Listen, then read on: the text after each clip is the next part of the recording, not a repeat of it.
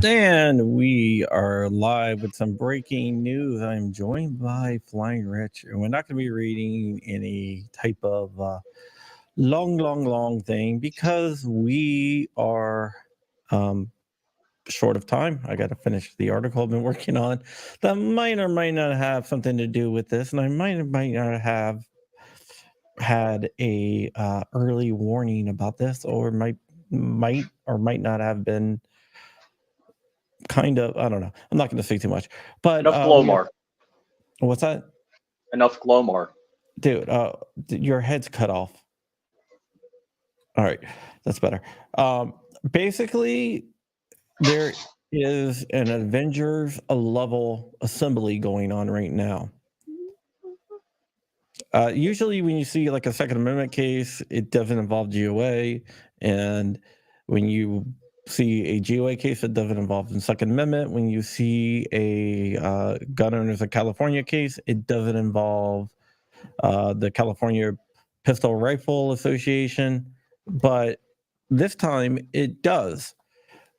GOA, Gun Owners of America, GOF, which is the nonprofit arm of GOA, the Second Amendment Foundation, Gun Owners of California, and the California Pistol Rifle Association, which I believe is actually a affiliate of the NRA, have all teamed up to challenge SB2 in California, which is California's equivalent of the CCIA, but on crack. And there's already challenges going on with sensitive areas in California due to the SB2. But this is basically a second part of this case, which is challenging the restrictions. The restrictions to get a concealed carry permit due to SB2 are several different things. First, you have to take a psyche eval, which is unconstitutional, I believe, and so do the organizations that are suing. The next thing you have to do is pay excessive fees, which is not a good thing. There's also about a year before you can actually get your concealed carry permit under SB2. That's how long it takes everything to get done. And as we all know, a right delayed is a right denied. Wait, no, there's three things going on here: delayed, paying, and then a test. Correct. It's kind of like a poll tax. Mm-hmm. Or a voter test. A psych eval, voter test. Yeah. So that is what's going on. I'm going to go ahead. I'll share my screen. We're not going to really read through it. But I don't have it uploaded yet anywhere. So you mean the press release hasn't been released? The Second Amendment Foundation did send out a press release. Okay. Some guy who like sometimes posts as GOF also Mm-hmm. like actually I got the complaint from Second Amendment Foundation. and I also got to get it uploaded to the GOF site, which I will do. But Chuck Michelle, who is a friend of the channel, actually is also one of the lawyers on record of this. Chuck is a good guy. We should have him on our podcast. But all these organizations are teaming up to go ahead and sue, which is incredible. I know a lot of people have been asking for a long time for these organizations to team up together to do something. And that's exactly what happened here. So tons of people, it's going against the LA sheriffs. Basically everything in this is coming through LA. And Rob Bonta, who is also a friend of the channel, we text him sometimes. But yeah, so this is the case right here. I'm gonna blow it up a little bit. We're not gonna read too much of it, but it's about 41 pages, and it does it does this. So let's just read through a couple of it, then we'll get out of here. So I'm not gonna stay. Indeed. So Rich, right here.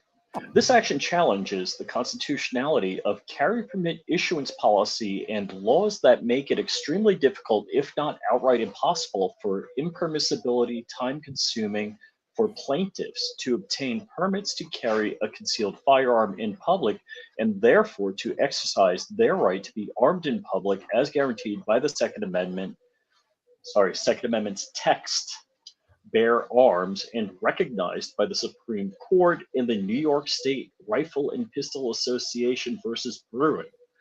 The main policies that the plaintiffs target here are defendants' failure to timely process carry permit applications, the grossly excessive fees defendants are charging to possess permit applications and satisfy various permit requirements, the use of highly subjective sustainability criteria in evaluating applicants, and refusal to honor permits issued by other states. These practices and policies, some of which are enabled by state law, violate the Second and 14th Amendments. So yeah, so basically they're challenging it. Now read number 4. In anticipation of bad faith efforts to obstruct its ruling in recalcitrant jurisdictions, the Bruin Court expressly invited challenges such as this one, noting that because any permitting scheme can be put toward abusive ends, we do not rule out constitutional challenges to shall issue regimes where, for example, lengthy wait times in processing license applications or exorbitant fees deny ordinary citizens their right to public carry. Yeah, basically what happened is they knew this was going to come down, and they wrote Bruin specifically to address these, to say, hey, if you do this, we're going to still rule your shall issue unconstitutional, even though it is technically shall issue. Good thought. The policies the plaintiffs challenge have gone far beyond abusing constitutional rights. Defendants have flat out denied plaintiffs their rights to be armed outside their homes by establishing an onerous permitting regime replete with exorbitant poll tax like fees, egregious wait times lasting well over a year, and nefarious discretionary requirements designed to flout the Supreme Court's precedents. Yeah, basically, what a poll tax was, it was a way to keep Black people from voting by saying, hey, you have to pay this huge tax. And a poll test. A poll test, too, which is exactly what we are doing, what they're doing. So they're suing LA, the Laverne Police Department, and other jurisdictions, along with Rob Bonta, for actually doing this. And it's not a good thing. So read number 20. 20. The individual plaintiffs are ordinary law abiding citizens, adult residents of either Los Angeles County or the city of Laverne, who have applied for CCW permits but have not received them or have been dissuaded or prevented from applying due to high fees or psychological examination requirements. Like, who wants to go through psychological examination requirements? And this really hurts people that are underprivileged um, because it's expensive, right? And Sure. sometimes you choose between putting food on the table and whatnot. I want to just highlight a couple of these people here, just to show this to show what's going on. Read number 29. Plaintiff Charles Messel, a resident of Los Angeles County, a law abiding citizen and member of plaintiff CPRA, Mr. Messel submitted his CCW permit application to LASD July 1st, 2022. Having heard nothing by April 2023, he contacted the department to inquire his application.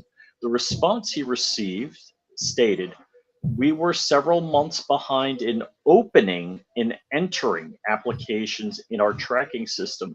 Although you applied earlier, your application wasn't entered into our tracking system until 11/2/22. We are currently working on applications that went into our tracking system in July of 2022. Thank you for your patience." No, Wow. 31. As of the filing of this, Mr. Messel has still not been issued a permit or received further communication about his application status from LASD. More than 17 months have elapsed since his initial application. Wow. All right. Let's go ahead. I want to read one other person here. Number 35. 35. Mr. Regali lives in a senior citizen mobile home park. Given his fixed income, the unreasonable justification of a $900 to $1,100 in fees and costs to apply and obtain a Laverne CCW permit exceeds his modest means, and that has prevented him from applying for a permit. He has been priced out of his constitutional rights. Boom. Great. Not great it's happening to him, but great objection. Mr. Regali also objects to the psychological exam by LVPT requires, which is an unconstitutional suitability determination.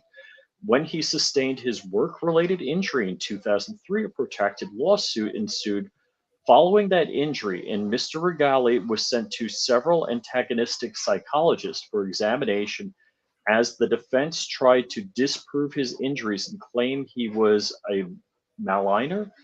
The horrible experience has made Mr. Regali especially apprehensive about subjecting himself to another such exam, let alone as a precondition to exercising an enumerated right. Further, LVPD requires that the applicants undergo psychological exams not only Not not locally. locally, but in San Bernardino, 35 miles away. Such a travel requirement is burdensome for all applicants, but particularly so for Mr. Regali, given his disability. See, what they did is they said, "Hey, you got to get a psychological evaluation, but you cannot get one here. You got to go way over there." So you can ride on the bus, but the back of the bus is riding on the bus. Yeah, well, there's not even a bus. You have to find a way. Maybe take an Uber if you can't drive, which this guy can't. So they made it so hard that it is almost impossible to get one in these counties. Well, that was New York State. I mean, I could never get a carry permit in New York State. Well, now you should be able to, but yet they are trying to find ways to get around the Bruin decision. So they are suing, and they are going to file for a motion for preliminary injunction pretty quickly, and that should, if granted, should take care of a lot of the stuff. And I think they have a strong case for Very that. So good. they are going for a preliminary injunction. And then they're going to seek injunctive relief and a bunch of injunctive relief. These all basically they're going for preliminary injunctions. So hopefully that will work, and hopefully, if one of the interesting things I find here is this one could have an effect across the country. Let me just go find this guy here. I shouldn't have skipped him, but one of the things that and this is dealing with basically reciprocity. So let's see. All right, one of the guys is from Florida. I can't find it right now, but one of the guys is from Florida. Here it is, 43. 43. Mr. Hoover has spent significant amount of time in California in the summer of 2023 and plans to return for work and leisure purposes in the near future. Let's see. I'm sorry, I lost my place. 44.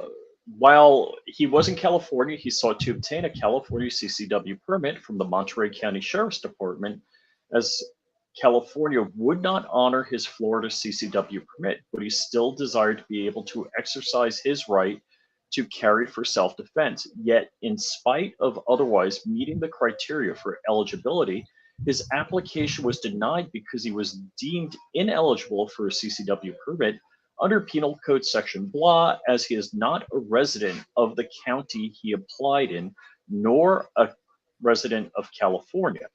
Mr. Hoover joins this lawsuit against California attorney Rob Bonta, friend of the channel. Mr. Bonta's enforcement of a complete prohibition on the right to carry against citizens from other states.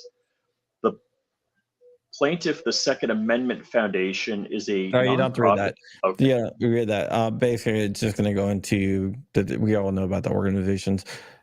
Basically, California will not honor out-of-state permits, and they will not give permits to people out of the state. So basically, that's a de facto ban, and that makes them no issue instead of a shall issue as required by Bruin. Yep. So that is one of the things that is going to be challenged, and I think there is a good chance of this actually winning. Like them that these organizations are actually winning. I mean, they have freaking like the top people in the field fighting this. So that's it. I just wanted to bring this to everyone's attention of what is going on, and this lawsuit is going to be pretty big. Amen, brother. And with that, I think we are out of here. We have a show in 30 minutes, and I got to get an article done as well. So 30 minutes. And of course, yeah, we have the Uncensored podcast tonight at 10 p.m. on Rumble. Yeah, and that deals with are you being invaded from our southern border? But there you go. Indeed. But yeah, John Crump live in 30 minutes. Uncensored podcast tonight at 10 over on Rumble. John Crump live, you can find it. Christmas Monday, whatever. I don't know. All right, guys, that's it. I will see you guys later. Actually, let's answer one question. What is the cost of a psych exam? I'm not really sure. I guess it depends on. I'm not really sure. I would do them for free if I was qualified. Yeah. And with that, we are out of here. Thank you so much, and I will see you guys later.